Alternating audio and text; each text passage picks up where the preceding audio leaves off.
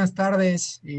Sean todos y todas bienvenidos a este evento virtual que tiene por objeto presentar el más reciente número de la revista Foreign Affairs Latinoamérica. Este número es el resultado del trabajo coordinado de FAL y de la Cancillería. Fondos virtuales y sí se podrían. Sí. Con objeto de promover el estudio de distintos temas relevantes para la política exterior de México. Sin duda, esta revista, desde distintas perspectivas, favorece la discusión y el análisis sobre el futuro de las Naciones Unidas al cumplirse 75 años de su creación, y también permite al lector conocer más sobre el contexto que enfrentará México en su próxima participación en el Consejo de Seguridad de la ONU, las lecciones aprendidas de experiencias anteriores y los objetivos que promoverá nuestro país en el principal órgano encargado de velar por la paz y la seguridad internacionales. A todos los interesados les comento que pueden adquirir de manera impresa o digital el nuevo número de Foreign Affairs Latinoamérica, los 75 años de la ONU y la pandemia, por medio de suscripción en la página www.revistafal.com o en las tiendas Sanborns de toda la República Mexicana. El día de hoy tengo el honor de moderar esta mesa que se centrará precisamente en uno de los ejes de la revista, el 75 aniversario de la ONU y las implicaciones de la pandemia del COVID-19. Escucharemos primero las reflexiones de tres distinguidos panelistas que colaboraron en este número. En primer lugar, la maestra Marta Delgado. Después escucharemos a la maestra Olga Pellicer y al doctor Atanasio Ristoulas. Después de las presentaciones de cada uno de ellos, tendremos un espacio para la reflexión conjunta y para responder algunas preguntas del auditorio. Les agradeceremos que dejen sus preguntas en el chat de la sesión o en el timeline del Facebook Live. En primer lugar, tengo el gusto de presentar a la maestra Marta Delgado, quien es la subsecretaria para Asuntos Multilaterales y Derechos Humanos de la Cancillería.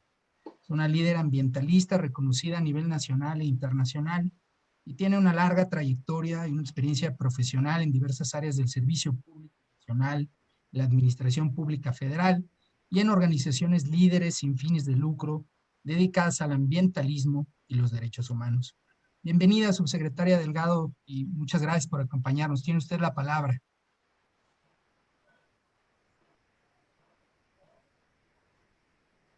Micrófono. Micrófono. Si podemos abrir el micrófono.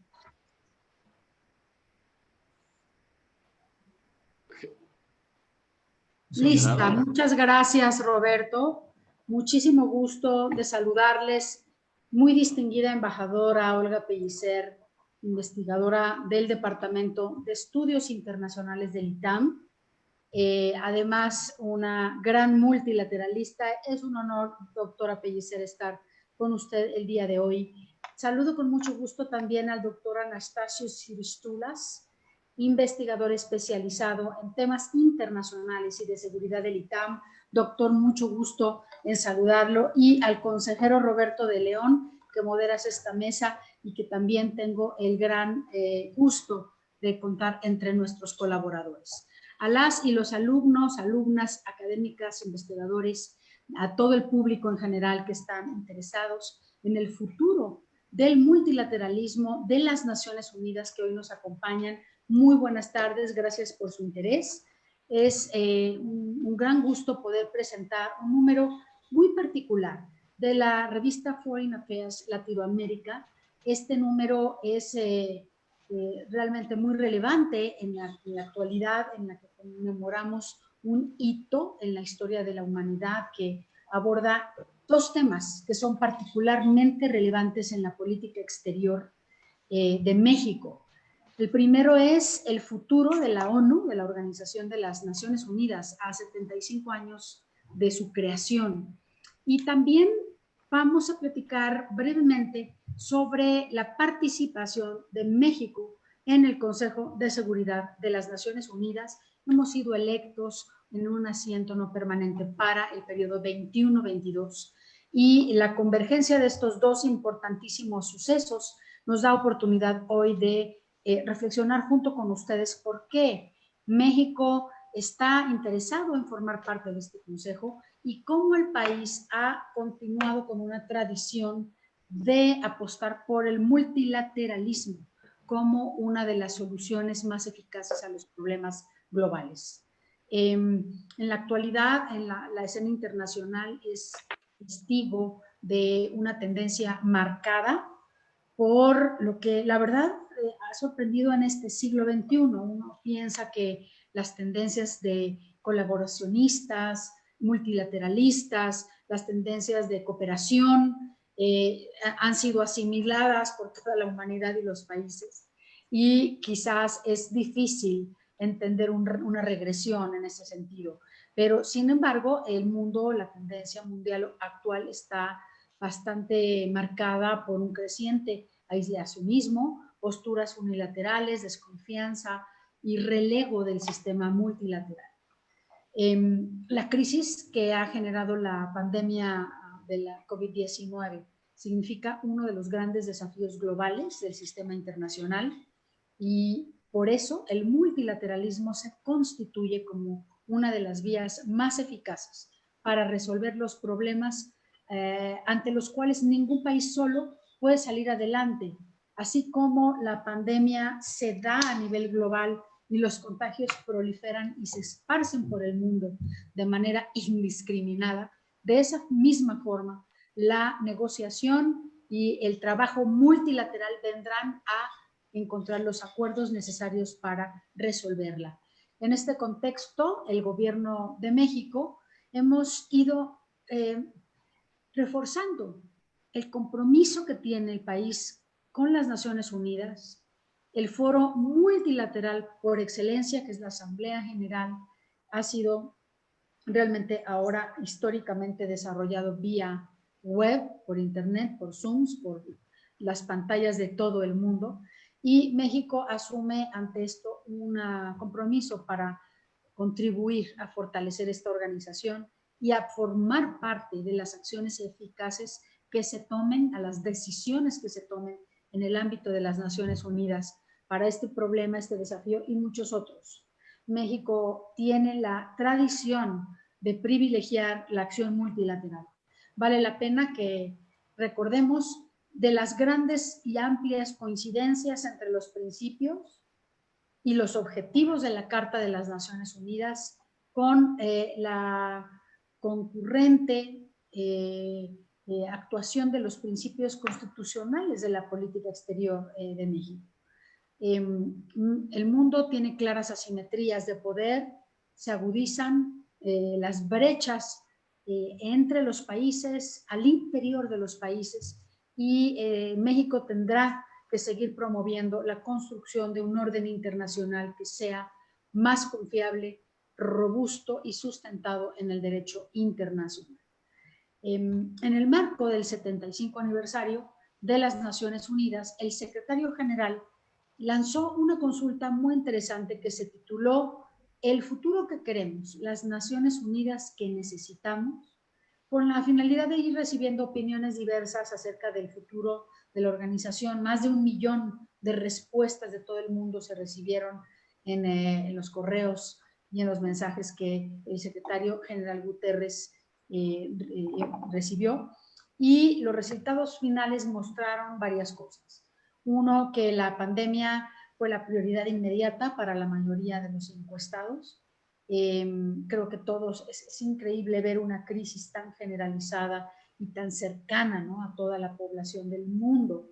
Y también, obviamente, la respuesta general fue que necesitaríamos buscar una mayor solidaridad internacional. Entonces, es importante observar cómo los encuestados perciben las Naciones Unidas. Más del 87% cree que la cooperación global es vital para hacer frente a los desafíos actuales. El 74% de los encuestados observó a las Naciones Unidas como una entidad esencial para abordar los futuros desafíos. Y es muy indicativo que los principales temas que fueron identificados por las personas que participaron en este ejercicio son coincidentes también con los principios y las prioridades que México promueve como estandarte de su política exterior en favor de un multilateralismo que pueda ser ágil, eficaz y oportuno. Pocas coyunturas como la actual han hecho tan evidente la necesidad de la solidaridad y la cooperación internacional, en particular los esfuerzos en curso para generar un ambiente propicio para compartir y distribuir equipos de protección personal, ventiladores, tecnologías, vacunas, todo lo que tiene que ver con la posibilidad de curarnos. En México hemos reiterado en distintos espacios que nadie va a estar a salvo mientras no estemos todos a salvo, y la resolución que se planteó en las Naciones Unidas en la Asamblea General sobre cooperación internacional para garantizar el acceso mundial a los medicamentos, vacunas y otros equipos médicos con los que hacer frente a la SARS-CoV-2 que presentó nuestro país ante la Asamblea General, fue adoptada por unanimidad y con el copatrocinio de 179 países. Esto es un ejemplo de esta voluntad y esta intención del mundo por favorecer estos enfoques. Esta resolución hizo un llamado a los países miembros para cooperar, para garantizar el acceso global a los tratamientos, a los equipos, a las vacunas, especialmente a los países que estamos en vías de desarrollo. México también ha sido muy activo en los esfuerzos internacionales para desarrollar, producir y garantizar una distribución justa de las vacunas. Permítanme platicar un poco de esto. Es un tema bastante coyuntural, al menos yo espero que lo sea, que sea un tema coyuntural hablar de las vacunas contra la COVID-19 hoy, y también podremos platicar de todos los 75 años de las Naciones Unidas. Sin embargo, hoy es muy relevante mencionar el rol que puede tener esta coordinación multilateral global para podernos poner en una condición de equidad y de justicia en el acceso a estos insumos. En las vacunas, México ha sido el primer miembro de América Latina y el Caribe que forma parte de la CEPI, que es la coalición para las innovaciones y la preparación en contra de las pandemias, que se impulsó por el gobierno de Noruega y en donde México hoy tiene un asiento en el Consejo Directivo. También hemos participado activamente en la Cumbre Global de Vacunas que realiza la Gavi, la Alianza Mundial para las Vacunas y la Inmunización, que es una iniciativa que promueve ya hace varios años el Reino Unido. Y juntos, estas dos iniciativas también, junto con la OMS, han liderado una estrategia de desarrollo y distribución de vacunas global que se llama ACT-A, acelerador para el acceso a herramientas contra la COVID-19, en donde también hemos confirmado nuestra participación y formamos parte de los 36 miembros del board, de la junta directiva de esta institución que se crea justamente para enfrentar la pandemia a nivel global. México ha confirmado además nuestra participación en la primera apuesta multilateral que se plantea para acceder a las vacunas candidatas contra la COVID-19, que se llama COVAX Facility. Esta es otra plataforma que junta un portafolio de 18 vacunas candidatas, de las cuales varios países, más de 100 del mundo, estamos juntos para financiar su acelerado proceso de ensayos clínicos y también de manufactura. A través de estas gestiones se refleja la practicidad del multilateralismo. A veces pensamos que las Naciones Unidas, el multilateralismo son temas como muy lejanos, muy alejados y que tienen contenidos realmente poco aterrizados, pero hoy más que nunca podemos demostrar que no. Y México estará en la primera línea de los países con acceso a las vacunas que resultan exitosas gracias a este activismo multilateral que hemos emprendido. Por otra parte, además del 75 aniversario de la ONU, este año es muy importante. Este año conmemoramos fechas que son clave para la agenda de igualdad de género y nos hemos tomado este propósito del 75 aniversario bastante en serio en la Cancillería mexicana. Van a cumplirse ya, de hecho, en septiembre pasado, los 25 años de firmada la Declaración y la Plataforma de Acción de Beijing, el 20 aniversario de la Resolución 1325 sobre Mujer, Paz y Seguridad, el 10º aniversario del establecimiento de la Agencia de la ONU Mujeres, que se encarga de esta agenda a nivel global. Entonces, es un año netamente feminista, en donde la participación de las mujeres en la toma de decisiones en la vida pública es fundamental de discutir como una parte indispensable para alcanzar las sociedades igualitarias que necesitamos y que demandamos, que nos merecemos. Entonces, el secretario Ebrard, al 74 aniversario, hace un año, en las Naciones Unidas, en el Foro Nueva York, lanzó la política exterior feminista de México. Es la primera en América Latina que busca promover la incorporación transversal del enfoque de derechos humanos y la perspectiva de género, tanto a nivel de los foros internacionales como en nuestra práctica interna del servicio exterior y de la Secretaría. Este año, durante la reunión de embajadores y cónsules, se presentó esta iniciativa, se comulgó con todo el servicio exterior para poderla ejecutar a partir del año 2020 en México y también como una posición política de México en el mundo. Por eso, en el año 2021 estaba planeado más para este año 2020, pero se pospuso para el 2021. Un foro que estamos co-patrocinando, co-presidiendo con Francia, y se llama Foro Generación e Igualdad, con el acompañamiento de la ONU Mujeres y de organismos de la sociedad civil. Se quiere discutir los avances que hemos tenido a partir de la firma de la Declaración y la Plataforma de Acción de Beijing, 25 años después, para darle un enfoque innovador, multiactor y ambicioso a una discusión que sigue siendo más que vigente para acelerar los compromisos con la igualdad de género en el mundo. Otro tema al que hemos dedicado atención al hablar de futuro y que forma parte de uno de los 7 ejes de la política exterior multilateral de México es el uso de las tecnologías. A nivel mundial, solo el 58% de la población tiene acceso a Internet. Esta brecha digital lleva a otras desigualdades estructurales que dificultan el desarrollo de los países. Creemos que la ONU también tiene que desempeñar un papel en esta materia.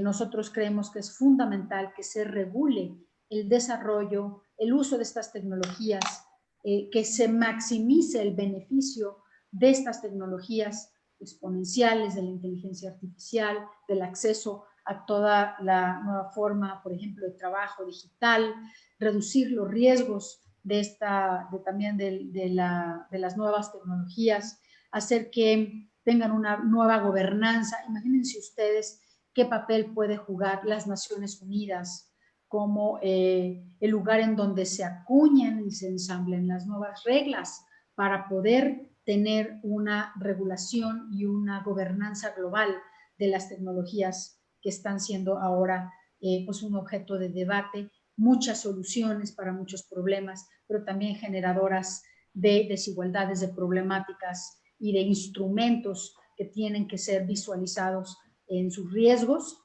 así también como en sus oportunidades. Finalmente quisiera decir que el mundo es mejor gracias a la existencia y el trabajo de las Naciones Unidas.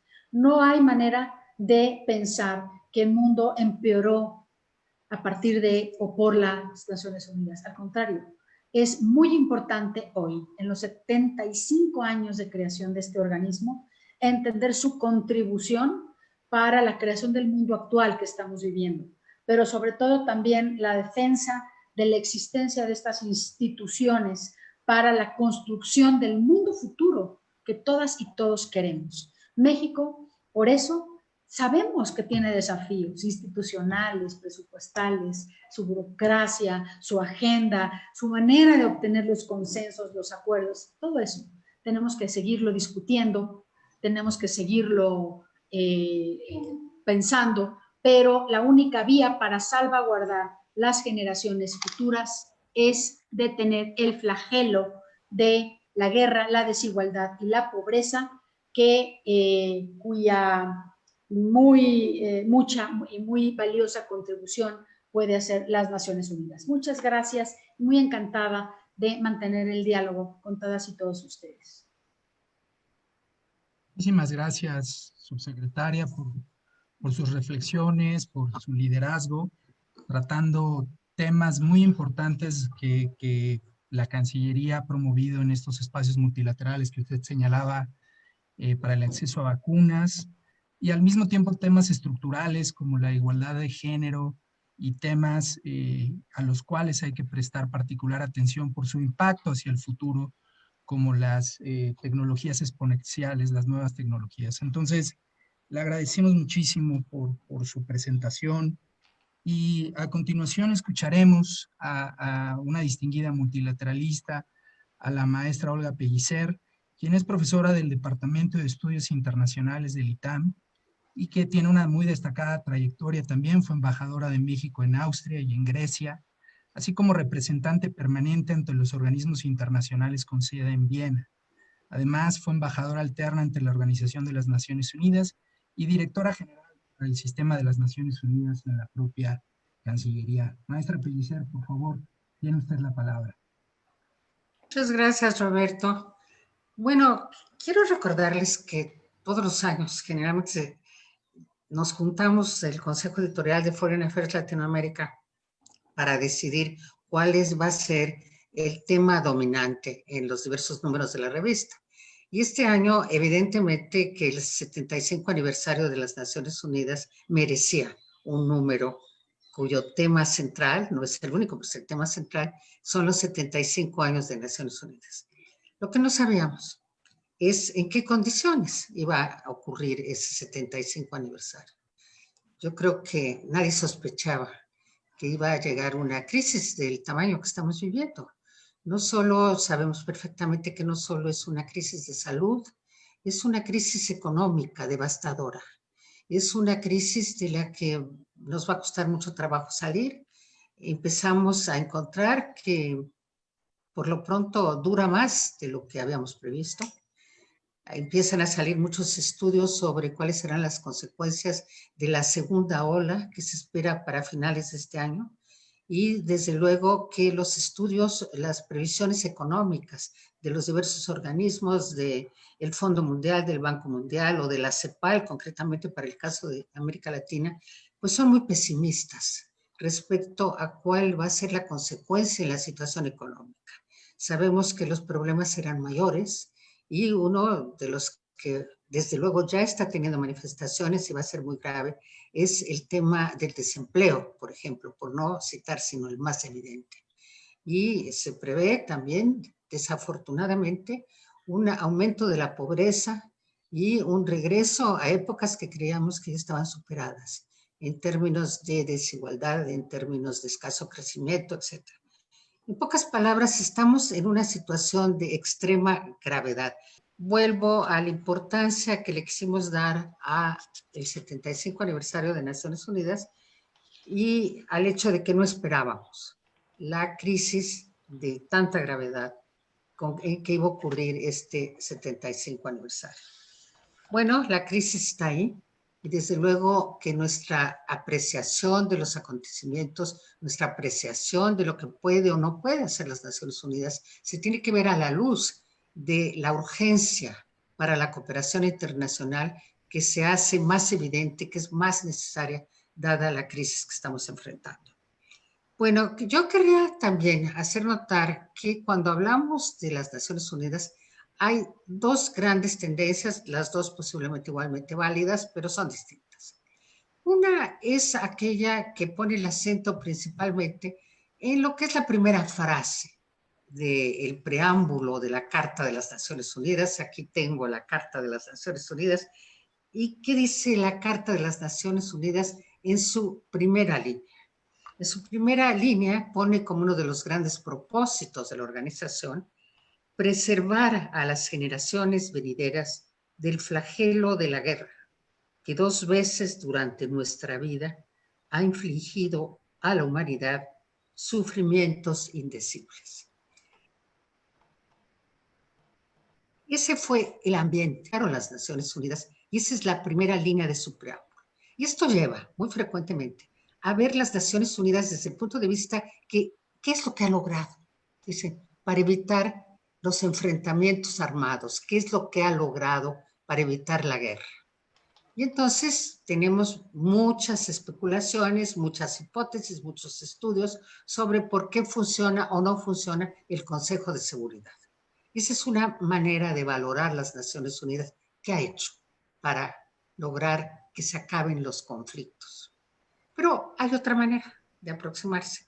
Y la otra manera de aproximarse tiene que ver con no leer únicamente la primera línea del preámbulo, sino ver el conjunto de la carta y ver todas las primeras propuestas y ver, por ejemplo, entre otras cosas, que hay un capítulo 10 que no se dedica tanto a la solución de conflictos armados, sino que se dedica a el tema de la promoción de los derechos económicos y sociales.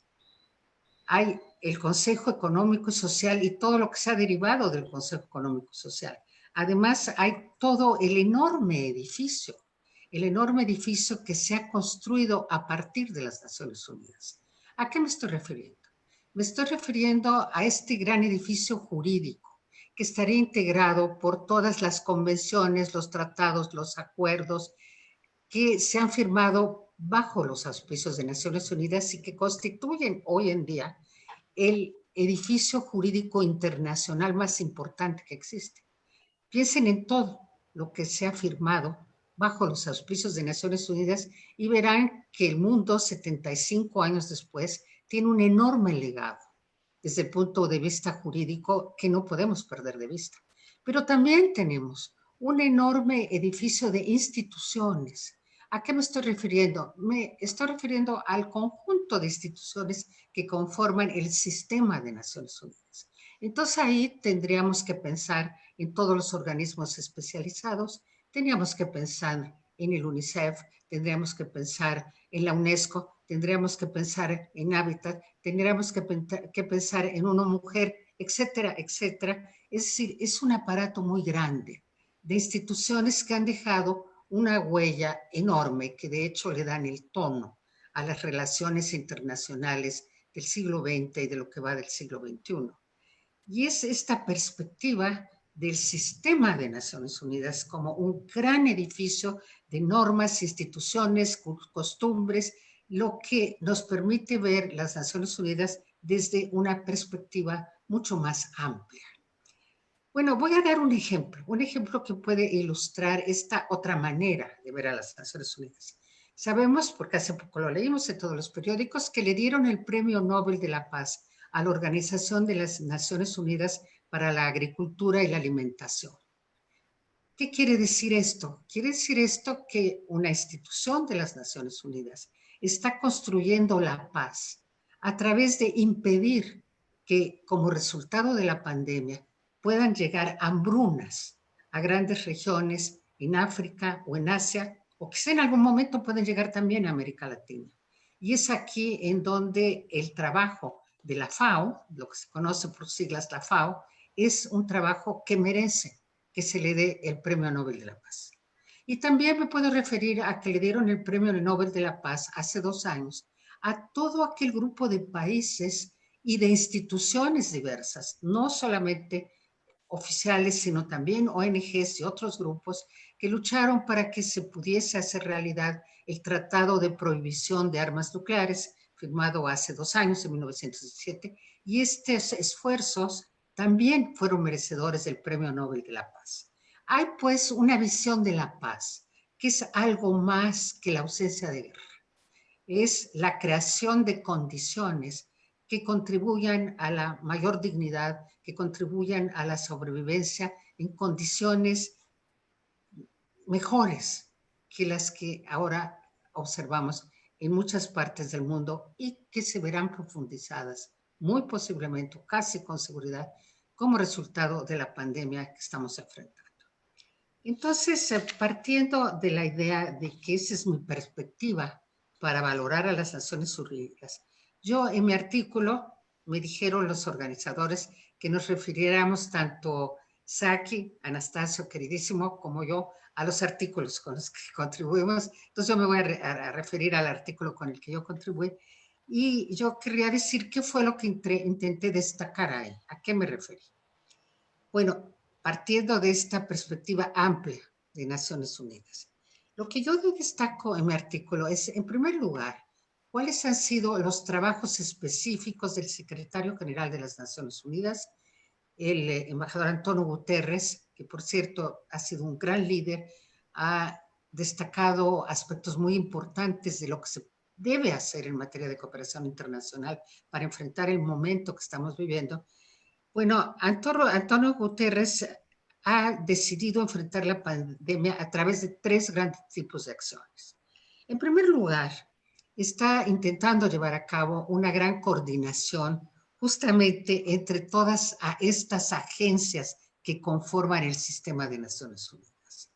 Y a mí me llama la atención principalmente que intente una mayor coordinación con los organismos económicos internacionales, porque creo que algo que será muy importante para enfrentar los resultados de la crisis económica y de salud es que tanto el Fondo Monetario Internacional como el Banco Mundial, como el Banco Interamericano de Desarrollo, se den cuenta de los problemas financieros que se vienen y que se deberán enfrentar ante las nuevas necesidades no previstas, pero que ahora son tan importantes por razones de salud y por razones económicas.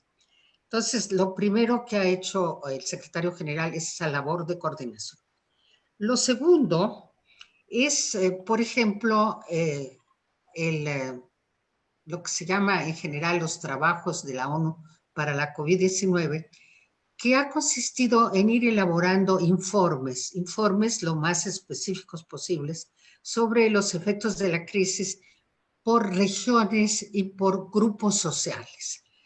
Ese enfoque que quizá este organismo multilateral que ve hacia todas partes del mundo, no solamente hasta ciertas regiones, sino todas partes del mundo, hay informes muy interesantes sobre el costo que tendrá esta pandemia, por ejemplo, en materia de educación.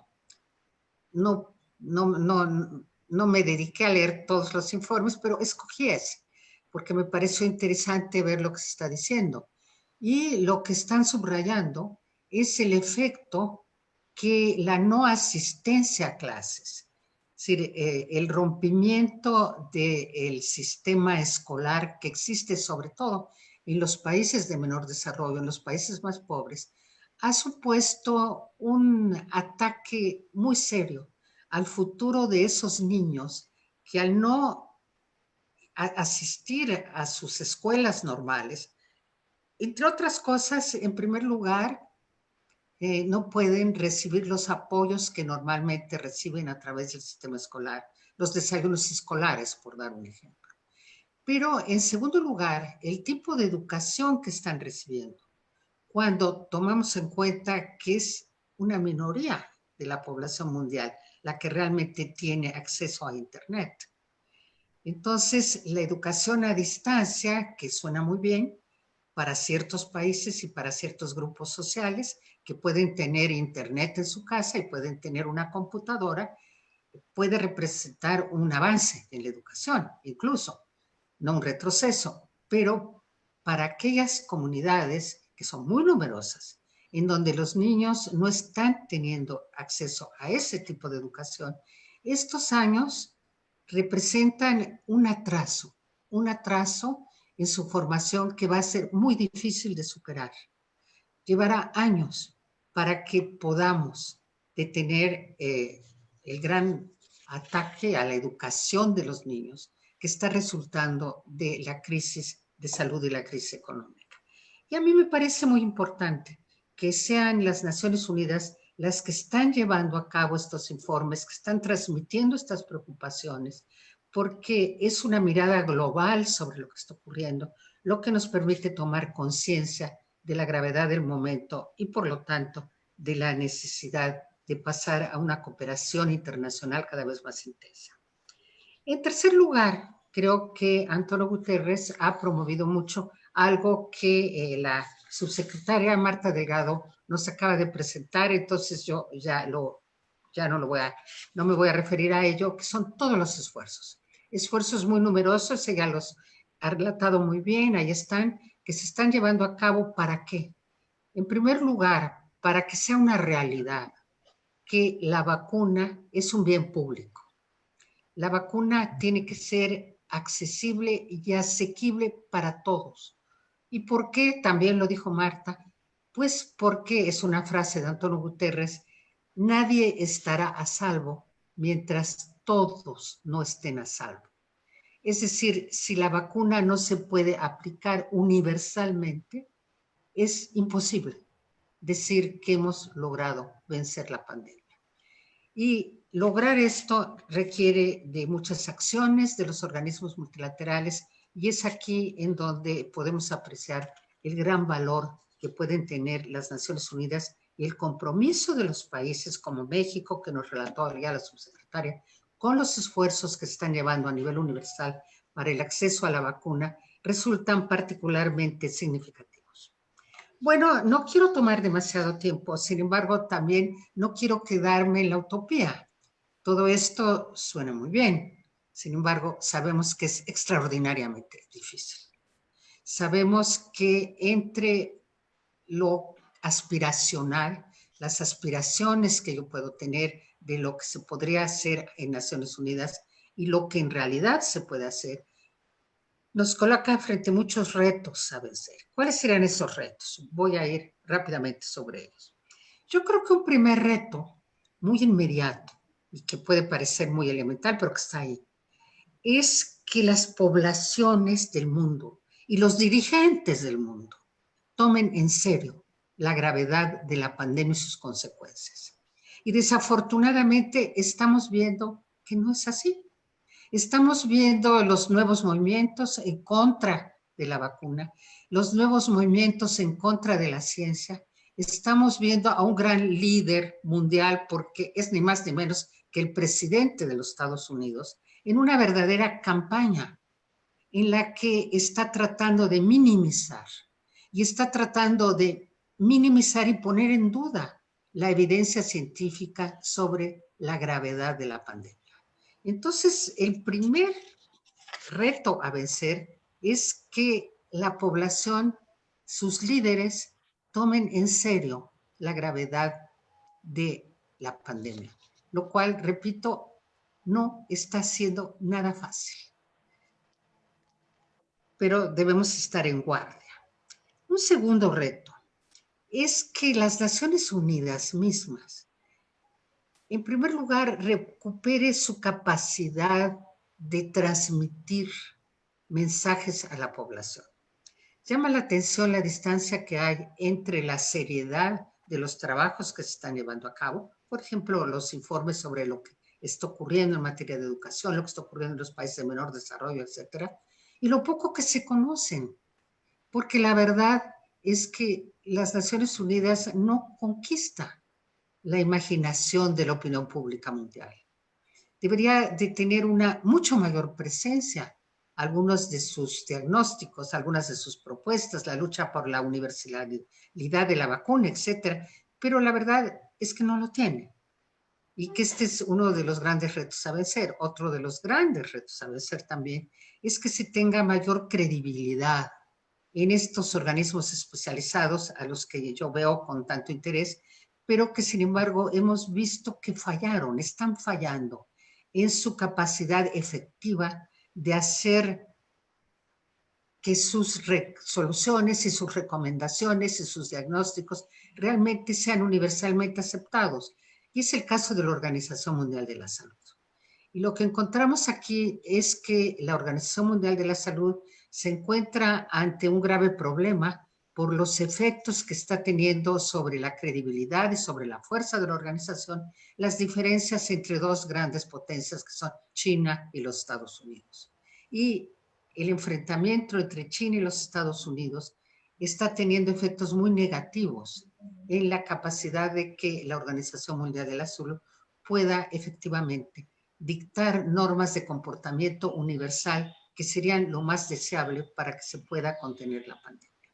Entonces, aquí no podemos desligar a los países poderosos y su capacidad de secuestrar a los organismos internacionales de la capacidad real que estos organismos tienen de realmente dictar las normas universales para el comportamiento de la pandemia.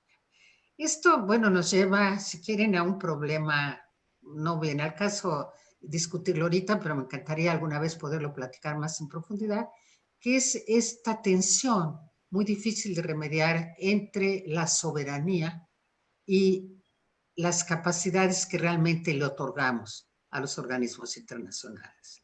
La verdad es que las relaciones internacionales siguen estando dominadas por el Estado-Nación. El Estado-Nación tiene como uno de sus atributos la soberanía, y la soberanía me permite o no me permite darle capacidad a los organismos internacionales. Si creemos que ya superamos esa época, creo que estamos en un error. Creo que lo que tenemos que hacer es tratar de luchar para encontrar un equilibrio entre, por una parte, defender la soberanía, pero por otra parte, también hacer más fuertes y más eficientes las acciones de los organismos internacionales, entre otros, los encargados de la salud, pero no son los únicos, habría muchos otros.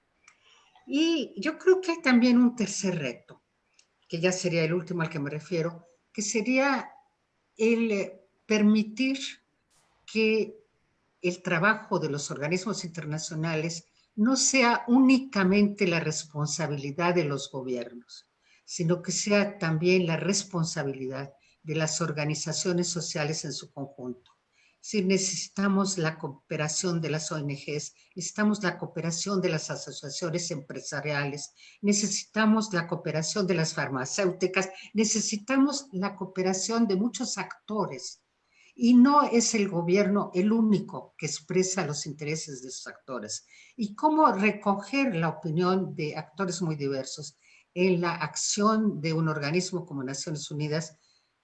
Estoy de acuerdo, porque estoy viendo una cara escéptica seguramente de mi amigo Saki, pero... Okay.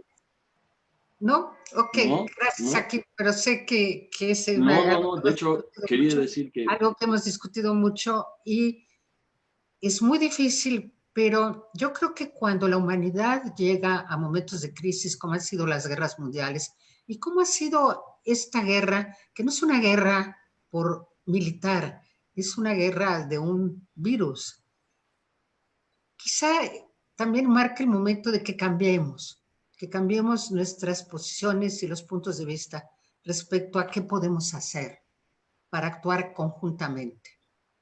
Eso es indispensable en este momento, pero vuelvo a señalar, hay muchos retos a vencer y ese es el gran desafío de nuestro tiempo. Creo que ahí lo dejo.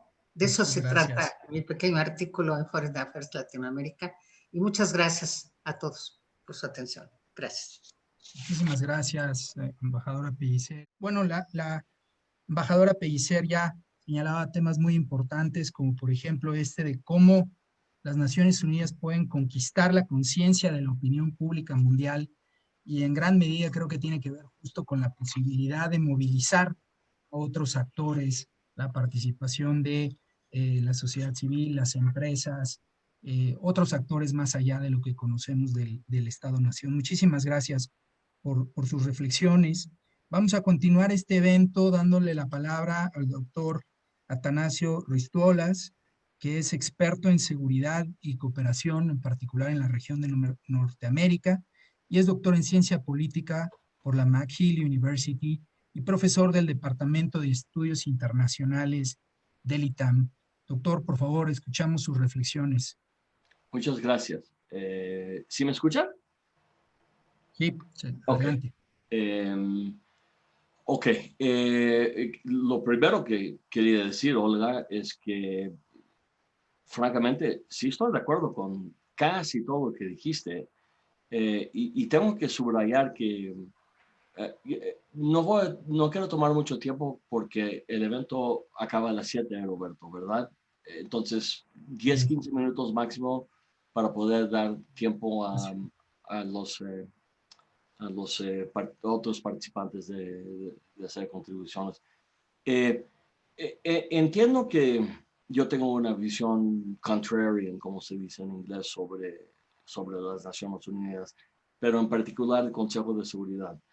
Es importante subrayar que mi área de investigación, my expertise, entre comillas, es la seguridad y seguridad internacional. Entonces, yo veo la ONU y en particular el Consejo de Seguridad, que está encargado de temas de seguridad, desde esta óptica, mientras que Olga y la subsecretaria mencionaron cosas que como salud, trata de personas, etcétera, que normalmente no forman parte de la agenda del Consejo de Seguridad.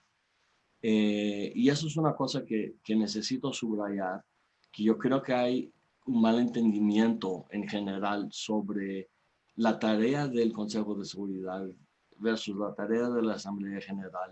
Yo les voy a decir que es la tarea del Consejo de Seguridad. Es muy sencillo. La razón que se llama el Consejo de Seguridad es porque se trata los temas de seguridad.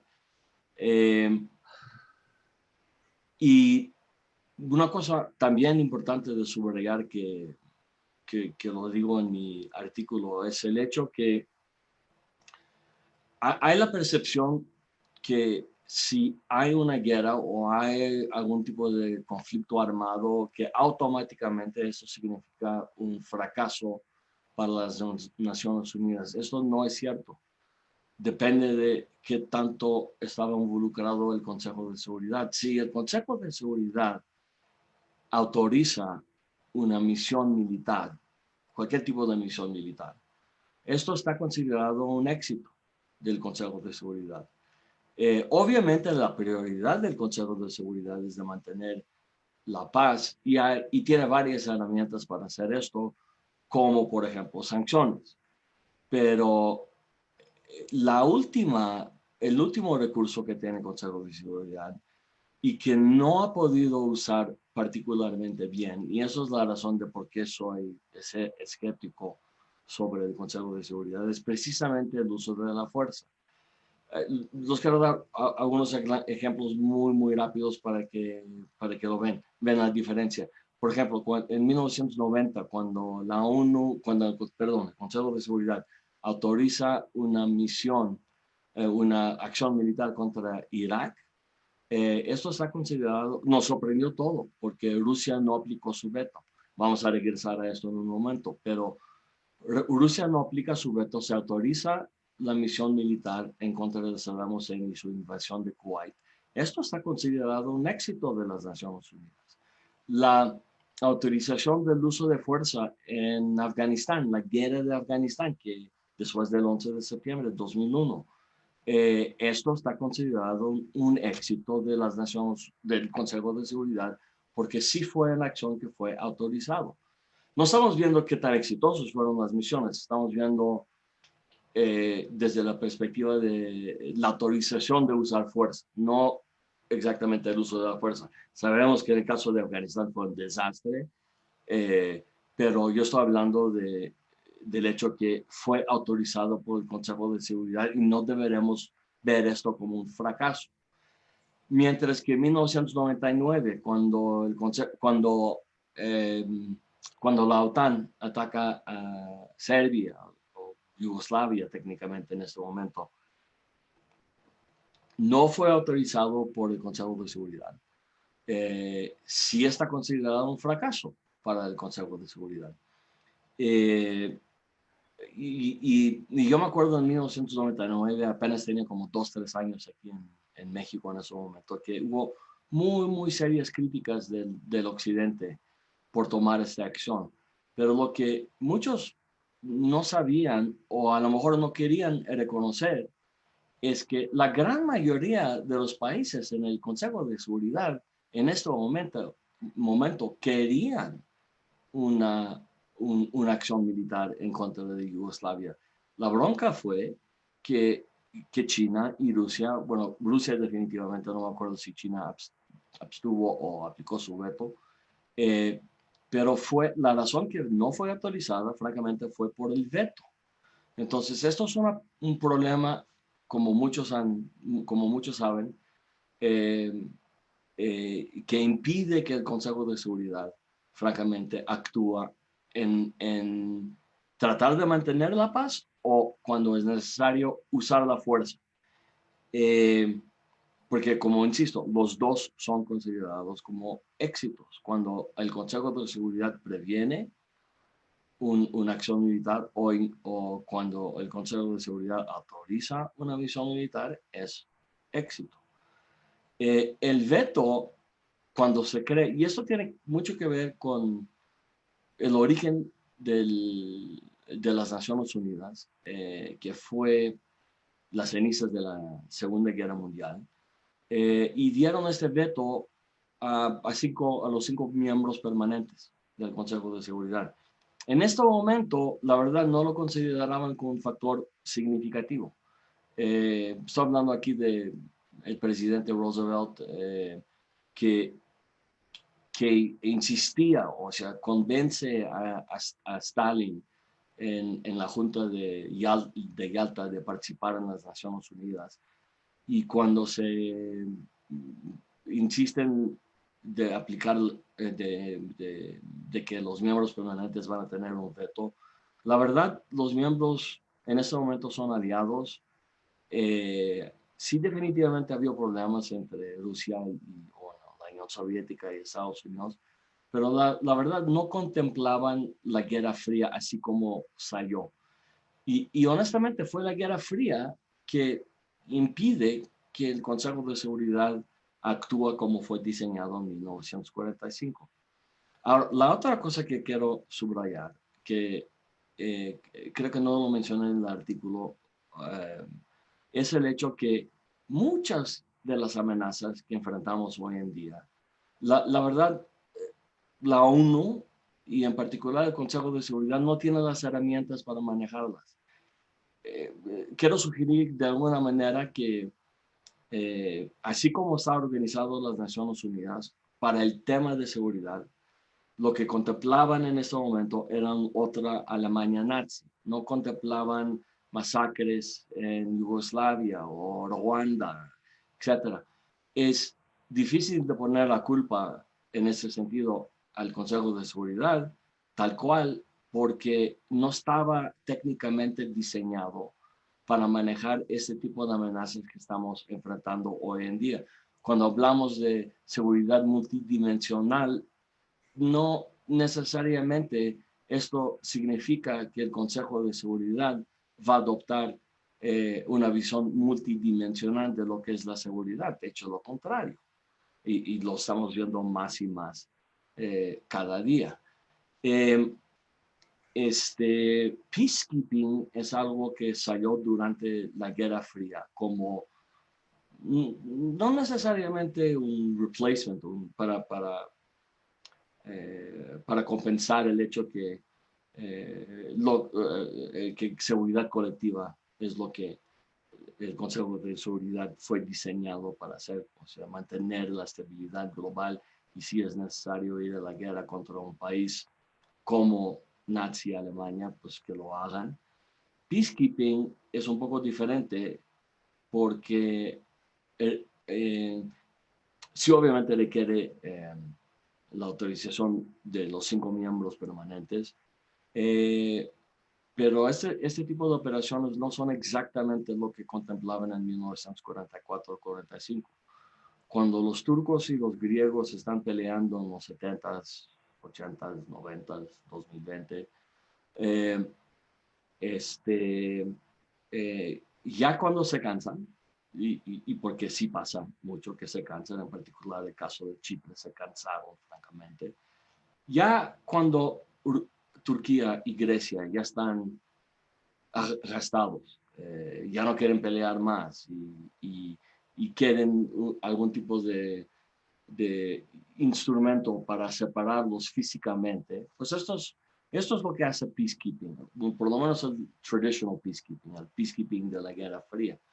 Pero insisto, esto no es algo que realmente contemplaron en 1944-45. No quiero decir que no funciona, nada más que no está parte de lo que cuando pensamos en el Consejo de Seguridad, lo que deberemos pensar cuando hablamos del Consejo de Seguridad. Con el fin de la Guerra Fría, mencioné el caso de 1990, cuando se autorizó el uso de la fuerza contra Saddam Hussein. Esto inició una ola de optimismo excepcional, vamos a decir, sobre las Naciones Unidas. Yo me acuerdo justamente después de esta autorización de uso de la fuerza por como 2-3 años, Estados Unidos como el hegemón del sistema internacional, porque pues Estados Unidos fue exitoso en pasar esta resolución en contra de Saddam Hussein, con la ayuda de Gorbachev como la representante de la URSS en este momento, pero entra un periodo de optimismo que duró varios años, no tantos años, y esto nos llega a otro tipo de problema que surgió. O sea, después de 1990 hay muchas operaciones que autoriza el Consejo de Seguridad, no necesariamente peacekeeping operaciones, pero más bien cuando la ONU está usando la fuerza. No literalmente parando en medio de los turcos y los griegos para que no se lancen balazos entre ellos. No, pues ya hay varias ocasiones, Somalia, Yugoslavia, etcétera, en este periodo inicial del fin de la Guerra Fría, cuando sí se autorizó el uso de la fuerza, cuando Rusia todavía era amigo de Estados Unidos bajo Yeltsin, pero la bronca en ese momento fue que estas misiones no fueron particularmente exitosas. Entonces surgió otro problema. El Consejo de Seguridad ya se pueden ponerse de acuerdo, pero ahora el problema es que estas misiones que están autorizando, hay muy pocas que son exitosas y los que no son exitosos hacen mucho ruido. Insisto, hablo del caso de Somalia y de Yugoslavia, donde literalmente la ONU intentó, pero no podía hacer nada para parar masacres, estilo Segunda Guerra Mundial, donde hubo campos de concentración, como que tardó 3-4 años para que realmente se tome algún tipo de acción. Y en esos 3-4 años murieron mucha gente. Generó una crisis de refugiados enorme. Y esto es precisamente porque en 1999 el Occidente quería actuar en contra de Serbia con el caso de Kosovo. Porque lo que están viendo en este momento es que Kosovo se va a convertir en otra Bosnia. Y antes que se convierta en una Bosnia, mejor para los serbios. Y esto fue lo que intentó de hacer el Occidente, pero fracasó dentro del Consejo de Seguridad. Y después la OTAN dice, no me importa, vamos a actuar en todos modos. Como dije, esto es un fracaso. Ahora, y básicamente estoy acabando aquí. Ahora estoy algo pesimista en ese sentido, a lo mejor más pesimista que algunos comentarios de Olga al final, pero ahora estamos como en una nueva Guerra Fría. Y en ese sentido, ya otra vez, cuando Estados Unidos quiere hacer algo, Rusia aplica su veto. Cuando Rusia quiere hacer algo, Estados Unidos aplica su veto. O sea, estamos en esto de los vetos otra vez, que está paralizando el Consejo de Seguridad de una manera muy, muy parecida a la Guerra Fría. Y a lo mejor está peor ahora porque con este ultranacionalismo que mencionó Olga, cuando hay los países más poderosos, incluso miembros del Consejo de Seguridad, y aquí estoy hablando de Estados Unidos y Rusia, tienen gobiernos que rechazan multilateralismo, pues ¿qué podemos esperar del Consejo de Seguridad cuando dos miembros permanentes abiertamente violan la Carta de las Naciones Unidas?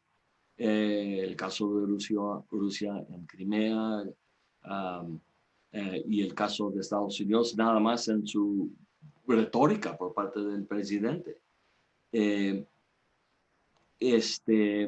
Yo creo que la situación puede ser incluso peor precisamente por esta razón, y por el hecho que varios, por lo menos dos miembros permanentes tienen gobiernos bastante anti Naciones Unidas, anti multilateralismo. Y voy a acabar con esto. Al final de cuentas, esto sugiere que lo que es importante es la voluntad por parte del Estado, y es algo que Olga mencionó también. Si los Estados no están interesados de trabajar dentro del contexto de las Naciones Unidas, las Naciones Unidas no va a funcionar. Ni la Asamblea General, ni el Consejo de Seguridad no van a tener, no puede actuar de manera independiente. Necesita la voluntad por parte de los Estados. Y en ese sentido, si podemos cambiar muy rápido a teoría, pero no nos preocupen, no tanto. Yo no veo tanto la ONU, el Consejo de Seguridad, como el variable independiente que puede afectar, al final de cuentas, lo que va a pasar. Más bien, las instituciones internacionales, desde mi perspectiva personal, facilitan las actividades de los estados que ya tienen previamente la voluntad de cooperar entre ellos. México ya previamente tiene una política para preferir multilateralismo. Por ende, prefiere trabajar dentro del Consejo de Seguridad. Voy a acabar con algo provocativo porque me encanta hacer esto. Por favor. Estados Unidos, Hitler, Alemania nazi, ¿qué hizo? Sale de las líneas de la Liga de las Naciones, y automáticamente lo tomamos como un cambio en ese momento, como un cambio en la política exterior de Alemania. Los quiero preguntar, alguien como, o más bien, Alemania nazi, podía haber sido parado simplemente siendo un miembro de una institución internacional como las Naciones Unidas. Y ojo, otra vez estoy hablando de temas de seguridad. Yo no creo que ninguna institución internacional puede frenar un Estado si este Estado quiere la guerra. Los dejo con esto. Muchas gracias, doctor. La verdad es que, como tú sabes, el sistema de seguridad colectiva que establece la Carta de las Naciones Unidas, incluyendo sus pesos y contrapesos, hacen justo o están pensados precisamente para buscar evitar alguna confrontación de esta naturaleza con todas las imperfecciones que tienen. Y creo que me quedo también con lo que señalaste, interesante, de no hay que ver como la autorización de una operación de paz o de alguna medida del Consejo de Seguridad como el fin en sí mismo, sino como una herramienta para alcanzar un progreso específico en favor de la paz y la seguridad en ciertos contextos. Tenemos ya algunas preguntas muy interesantes que empiezan a llegarnos. Las voy a formular rápidamente para que puedan la subsecretaria, la maestra Pellicer, Isaki, contestarlas en estos minutos que nos quedan. Les agradezco su paciencia. Una de las preguntas es precisamente sobre si la pandemia debe de ser considerada como un problema de seguridad mundial, y si la reactivación económica es un problema también que pueda llegar a tener implicaciones de seguridad. Y en ese sentido, ¿cuáles son las acciones que podría realizar el Consejo de Seguridad y las Naciones Unidas ante estos dos problemas, la pandemia por un lado y la recuperación económica mundial por el otro.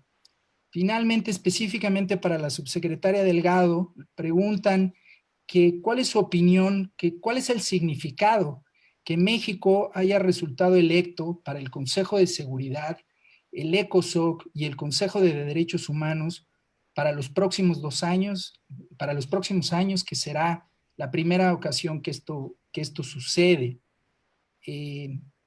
Esto me parece también una pregunta importante, porque nuestro país va a poder desplegar una acción en los principales órganos de Naciones Unidas. Y finalmente nos preguntan que en su opinión, ¿cuáles son entonces el alcance y las limitaciones de las actividades de las Naciones Unidas? Y creo que la maestra Pellicer ya señalaba algo sobre esto, sobre precisamente esta dicotomía entre la soberanía de los estados y lo que soberanamente ponen a disposición de los organismos internacionales para promover objetivos globales. Entonces, estas serían las preguntas del auditorio. Yo les agradecería si quisiéramos empezar. ¿Quién quisiera empezar a responderlas, por favor? Subsecretaria. Pues encantada, Roberto. Claro que sí. Tenemos más o menos 3. Yo quedaría con la última intervención de Anastasios. Es muy interesante saber si realmente el Consejo de Seguridad puede evitar debacles, si puede evitar guerras, etcétera, etcétera. Me parece importante analizar este punto porque no es que si existe el Consejo no pase nada de guerras en el mundo, o que si no existe, pues siga el curso normal. Estos cuerpos institucionales multilaterales influyen de alguna manera. ¿Cuál es el impacto que tienen? No solamente si sí o no hay guerras, las guerras pueden seguir o no. Es cuál es la incidencia que tiene este Consejo de Seguridad, cuál es su margen de maniobra. Esto lo digo porque no siempre es tan blanco y negro como detuvo la guerra o no la detuvo. Es en qué condiciones fue esa guerra, cuánto duró, si hubo una mediación, si se pudo hacer una paz anticipada. Todas estas son tareas de las Naciones Unidas que no se pueden reducir solamente a si va a haber las guerras o no, sino también en qué condiciones se van a dar, de vigilancia de los derechos humanos, de una serie de situaciones, y para eso también sirve ese Consejo de Seguridad y la propia institución multilateral. Entonces, esa es una reflexión que tengo de la provocación muy interesante de Anastasios. Después, en realidad, la pandemia ocasiona la crisis que vamos a tener económica. Entonces, estas dos son, ahora sí que es el destino al que va la humanidad después de la pandemia, una crisis económica dura. Si es un reto de seguridad global, yo lo considero que sí.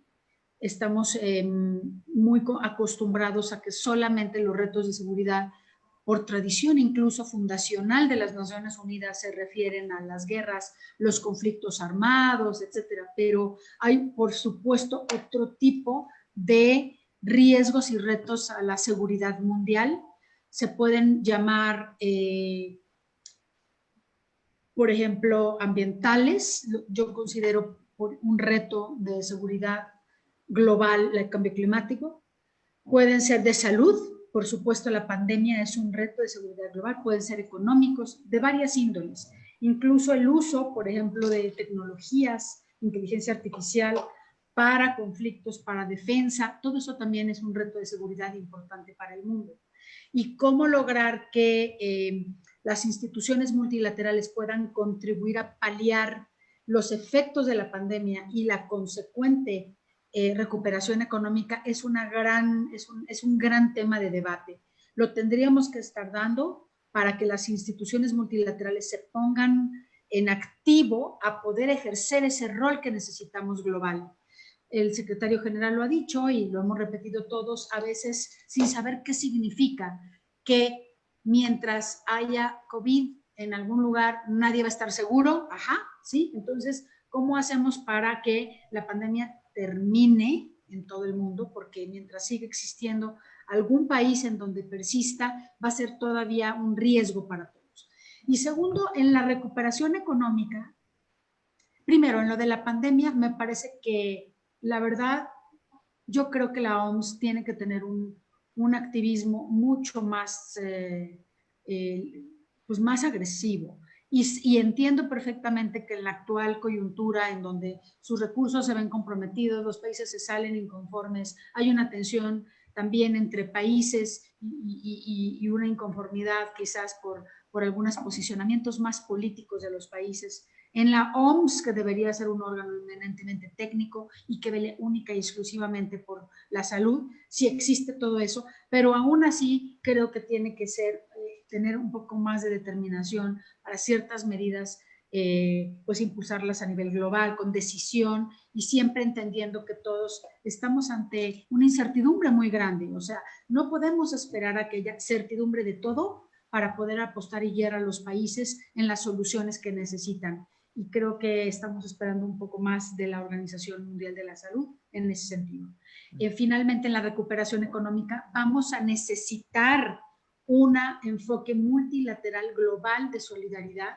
La doctora Pellicer hablaba de riesgos gravísimos, de hambruna, esto es ya la expresión máxima de la pobreza extendida y el impacto económico, con el látigo final, ¿no?, del impacto económico, hambrunas en muchos países. Esto sí está en manos de los países y de la cooperación internacional, de la solidaridad internacional y de las medidas que puedan tomar ciertos organismos encargados de las Naciones Unidas, sí está en manos para poderlo, no digo yo resolver y eliminar, pero sí disminuir, prevenir y ayudar a que esto ocurra en la masificación en la que podría llegar a ser realmente una fatalidad muy fea.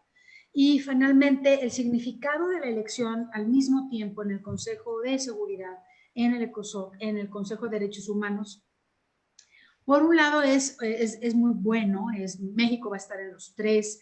Les platico que México, bueno, en la subsecretaría que tengo muy dignamente honor de conducir este par de años, nos propusimos hacer de México un país presente, que se critica un poco, ¿no? Si el presidente no va a las Naciones Unidas o no habla o dice.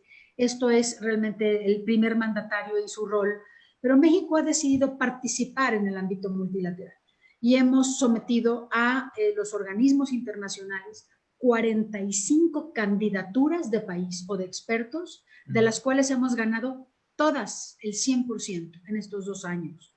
Eso nos honra mucho, pero nos representa también un desafío, es un esfuerzo muy grande. Sí estamos ahora en esos 3 organismos que son muy relevantes, pero vamos a tener que tener la habilidad para, uno, atenderlos debidamente con profesionalismo, como siempre lo ha hecho el país, pero también encontrar la oportunidad de las sinergias que se puedan hacer entre los 3. Y eso es complejo, pero también es una gran oportunidad. Hay pocos países que están en esos 3 organismos al mismo tiempo. México tiene que encontrar en eso unas ventajas para retroalimentar nuestra agenda multilateral, que por cierto es muy progresista por tradición, México en su agenda multilateral, y en estos 3 organismos la vamos a llevar e intentar retroalimentar en nuestras 3 participaciones.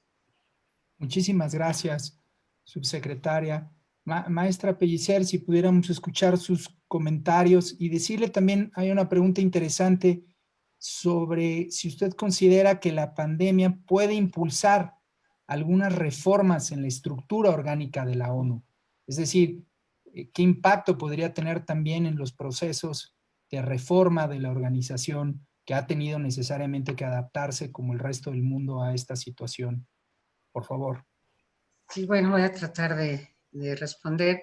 Había la pregunta primera que era si se puede ver a la pandemia como una amenaza a la seguridad internacional. Mi reacción intuitiva es que sí, pero no es una amenaza convencional. es un tipo de amenaza que yo sepa no se había considerado. Y aquí yo sí pediría la ayuda de mi colega y amigo Saki, como lo llamamos en el ITAM, todos sus amigos. Saki, es una amenaza, pero ¿qué quiere decir? Que se califique de una amenaza a la seguridad internacional. Es una amenaza que no conocíamos, Exactamente. cuyo enemigo es un enemigo muy misterioso. Es un virus cuyo alcance ni siquiera hemos llegado a comprender plenamente. Justamente salen cada día descubrimientos nuevos sobre los males a largo plazo, sobre qué tan agresivo o qué menos agresivo es. En fin, este enemigo desconocido, pero muy dañino, ¿cómo se puede repensar la seguridad internacional? ¿Y cuáles serían teóricamente, pero también en términos muy coyunturales y muy de acción? ¿Cómo podemos contestar a esto?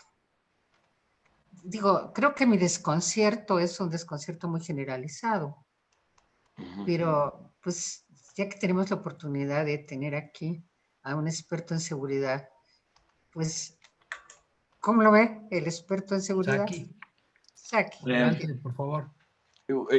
Si quieren una vez, la manera de pensarlo es que los países empiezan a pensar en seguridad en términos multidimensionales,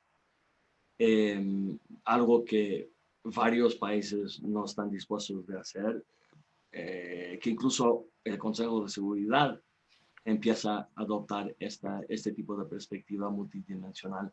Pero el único camino que yo puedo ver, prácticamente hablando, o sea, logísticamente hablando, es responsabilidad de proteger.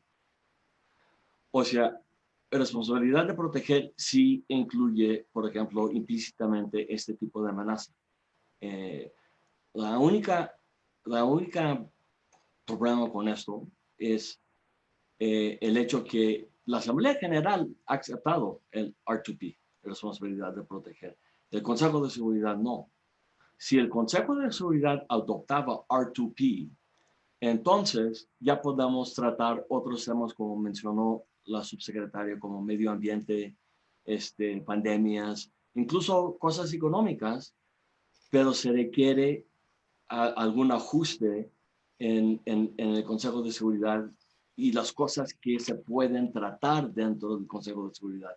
Porque la Asamblea General está como así en este tipo de tema, ¿no? No tienen los recursos.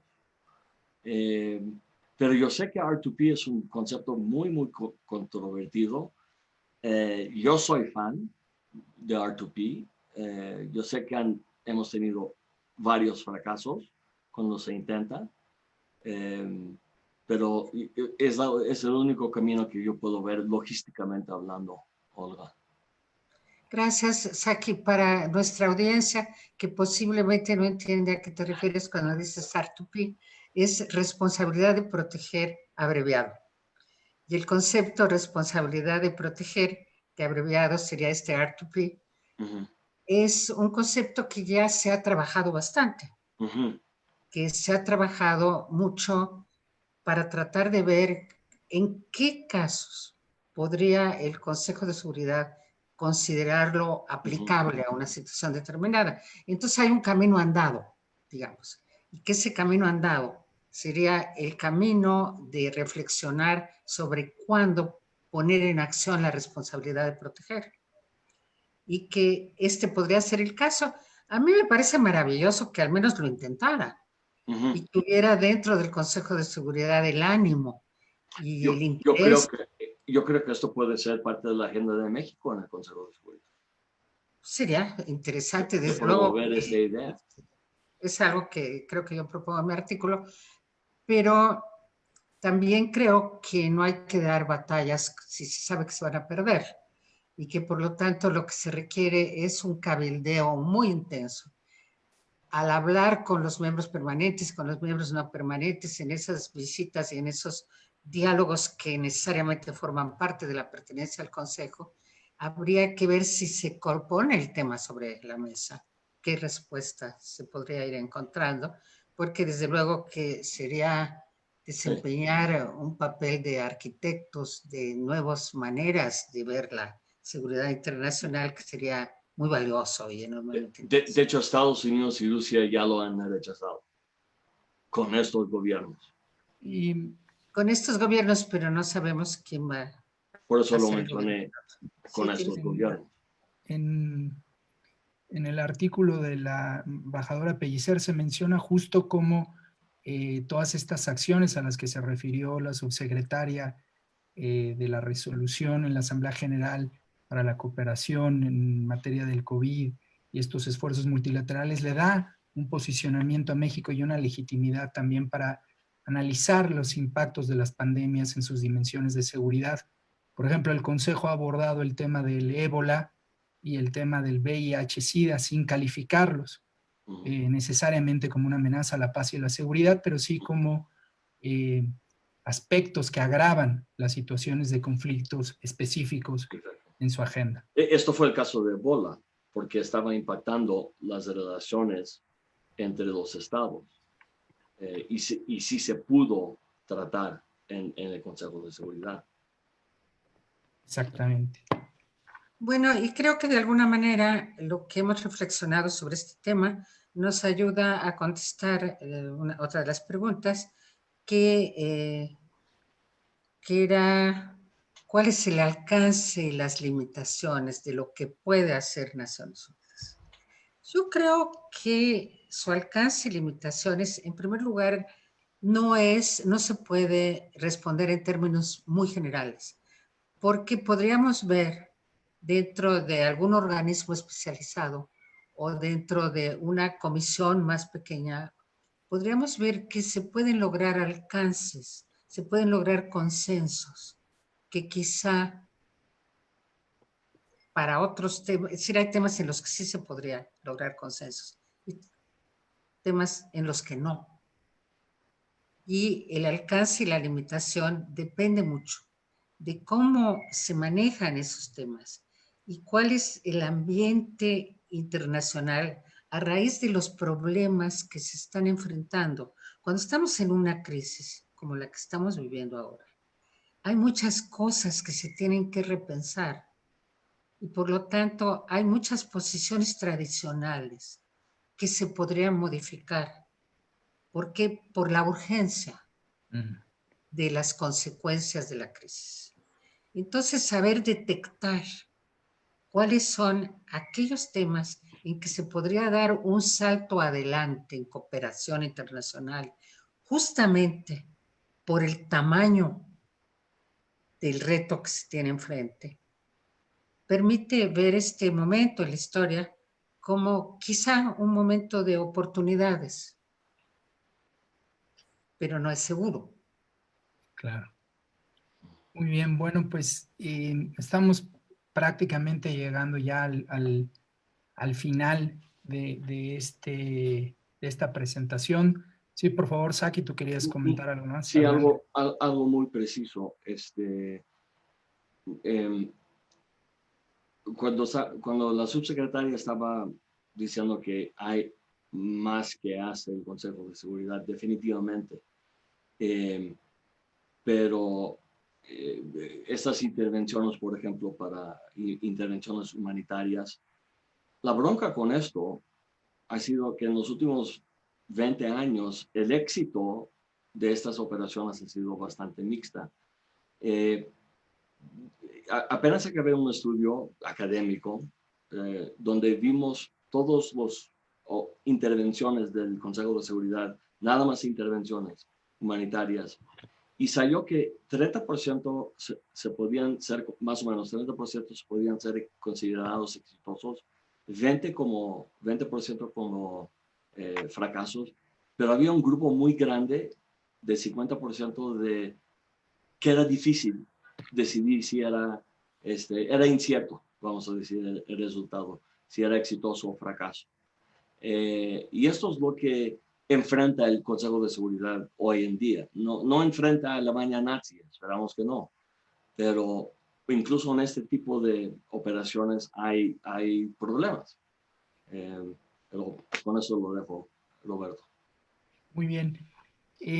Subsecretaria Delgado, no sé si usted quiera comentar algo antes de concluir. Hay una última pregunta que le dirigían sobre algo que usted ya se refirió, las prioridades de México en términos de la perspectiva de igualdad de género y cómo podría México promover esta perspectiva de igualdad, esta agenda en favor de las mujeres también en el Consejo. No sé si quisiera hacer alguna reflexión final sobre este punto para estar concluyendo ya este evento.